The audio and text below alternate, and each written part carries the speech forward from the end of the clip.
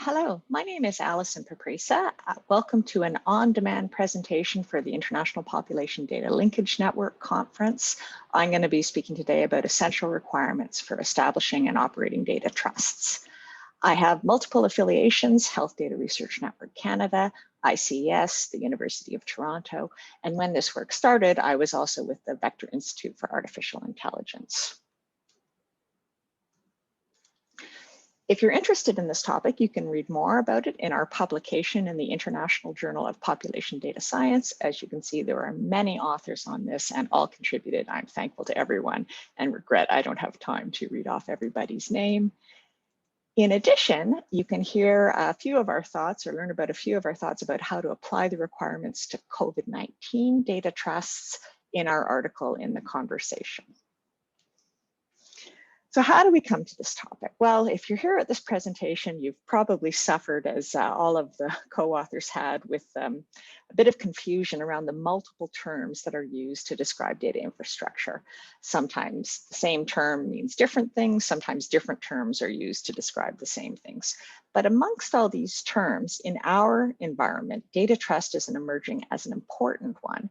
I suspect because it gets at what members of the public and policymakers really care about when we talk about increased or expanded use of data, i.e. that there must be trust and that institutions and data sharing must be trustworthy. But the issue is, with all this variation in terminology, we felt that maybe common approaches were being obscured. They were there, but we just hadn't identified them. So we brought together a working meeting of 19 people in December 2019. And our goal was really to combine our own firsthand experience with concepts in the literature to see if we could distill all the information that was out there down to some practical guidance. We used a working definition that a data trust is a repeatable mechanism or approach to sharing data in a timely, fair, safe, and equitable way. We took this from a UK report, but we modified it to make it clear that it didn't really require or preclude there being a legal entity involved in data sharing. Our goal was to have a definition that is broad and includes both institutions like we belong to that might have multiple data sets, and also circumstances where you might have a group of people coming together to ensure responsible use of a single large data set, such as a COVID-19 data set, for example. I'll say a little bit about the approach we took because I think it was interesting and also quite productive. It's called a minimum specifications requirements facilitation. And essentially it entailed getting a group of people who know a lot about a topic to come together, brainstorming all kinds of things that could be important, but then asking this critical question: could we have a complete and well-functioning data trust without any of these things that we've brainstormed? And then we crossed out anything that wasn't deemed to be absolutely essential. We talked about our findings during the meeting and then really refined them as we all contributed to the manuscript. And in total, we identified 12 min specs across 5 requirement categories. And I'll spend the rest of the presentation talking about them. So the first requirement, the foundational one, really is legal. The data trust must fulfill all legal requirements, including authority to collect, share, and hold data. And I emphasize this because we thought that given widespread interest in sharing data and doing important things with data, including for public benefit, it's actually possible that organizations start doing things with data that they don't have the legal authority to do. There are many constraints that come into play: legislation, regulation, project-specific constraints, consent forms, things in data management plans submitted to research ethics boards, data sharing agreements. And I just mentioned here in Canada, for example, though, it's ultimately going to come down to whether you have at least one and sometimes more of the following. You have to have authority under legislation or regulation. You have to consent on the part of the data subject, or you have to have approval of a research ethics board or whatever the equivalent is for your process. And often this would be approval to waive the need for individual consent. So that's number one, very important. Requirement category 2 is governance. And here I'll make the point that we use the term more narrowly than some had. So for us, governance is the locus of accountability for decision-making as opposed to people that do the day-to-day work.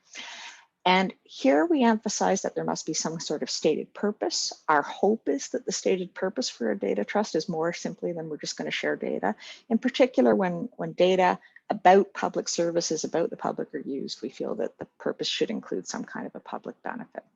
We also felt it's very important or essential that the data trust is transparent in its activities, that it's got a single accountable governing body. It could be a board, it could be a steering committee, it could have a variety of names, but it must be a governing body that's accountable.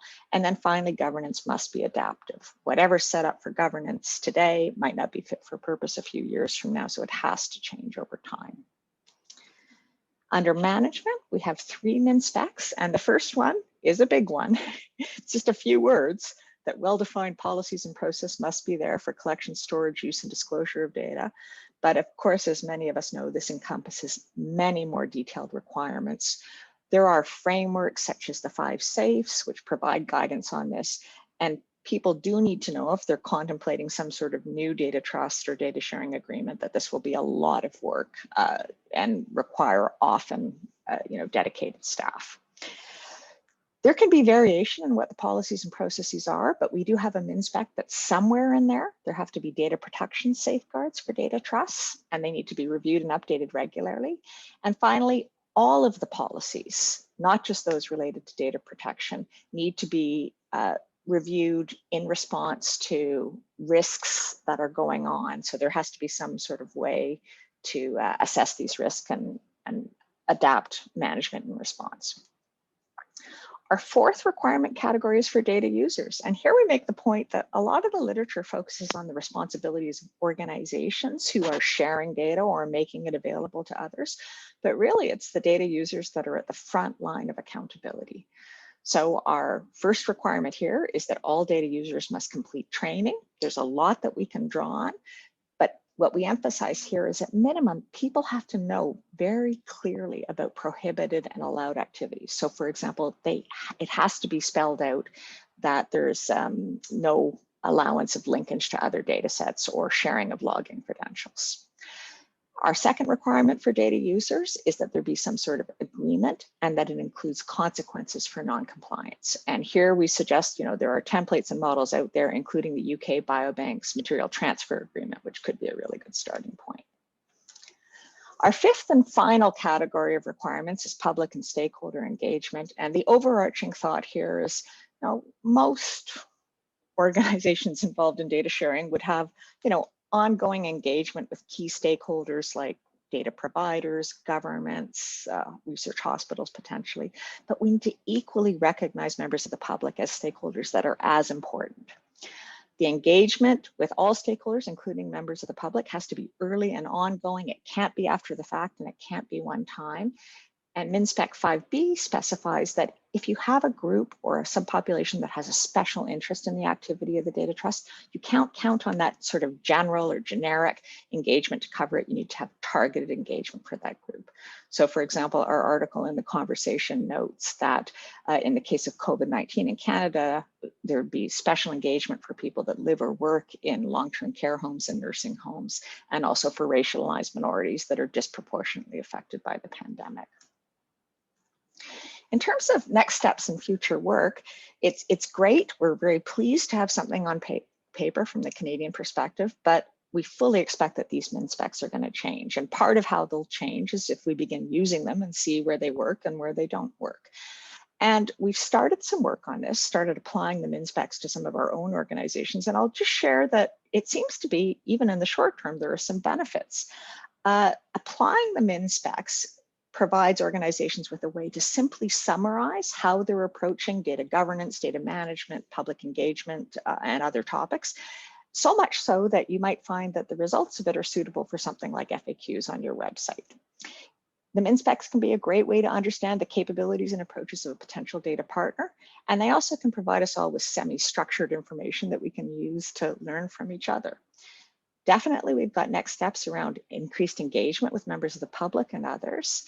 And finally, I say here, this is ongoing work. The min specs is a dynamic list. It will evolve over time. So future work will occur in perpetuity. Thank you so much for your interest. If you're interested in applying the min specs, please do contact me at my University of Toronto email address. We'd love to have more people contributing to the min specs as we refine them over time. Thank you.